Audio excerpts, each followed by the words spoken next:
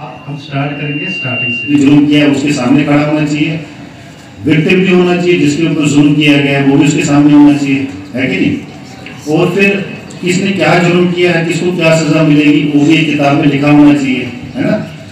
तो ये सारा जो अदालत का जो काम है, जो प्रैक्टिकल काम है, वो पुलिस करती है। वो किसके तहत होगी? एक किताब है, कोर्ट में लाना, उसके खिलाफ जितने भी एविडेंसेस हैं, ठीक है ना, उसके खिलाफ जितने भी आप होते हैं ना सबूत, वो इकट्ठा करना। और अब कोई अगर जुर्म करता है, कोई गलत काम करता है, कोई जुर्म करता है, उसमें दो चीज़ें होंगी। एक तो जो जिसने जुर्म किया, मुजरिम जिसको हम बोलते हैं, ठीक है ना, जिसने जुर्म किया उसको क्या बोलेंगे? मुजरिम। और जिसने क्या कहते हैं, जो विक्टिम होगा, जिसपे किया गया, जुर्म किया गया, है ना। ये किताबें जो थी इसके बेसिस पे में जो CRPC जिसको हम बोलते हैं, how police works and how court works in our India. Now I am again thankful to DSP and SHO ma'am for visiting our school. This will be a source of motivation for us all, and I hope that may this knowledge be a piece of guidance.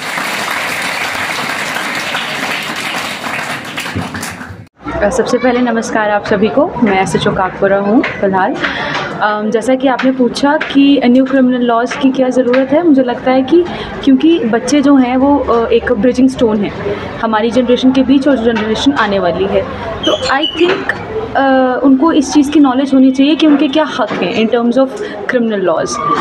क्योंकि हमारी सरकार ने पिछले साल ही जो पुराने criminal laws हैं उनको बदल कर नए क्रिमिनल लॉज जो हैं लाए हैं, क्योंकि वक्त के साथ ज़रूरत होती है चेंज की। तो वो चेंज आया है, उसमें बहुत सी चीज़ें बदली गई हैं, चाहे वो EFIR हो, ज़ीरो FIR हो, या फिर कम्युनिटी सर्विस हो पनिशमेंट में, या फिर वुमेन रिलेटेड जितने भी नई पनिशमेंट्स आई हैं, नए जो क्राइम हैं उन्हें दर्ज किया गया है BNS में।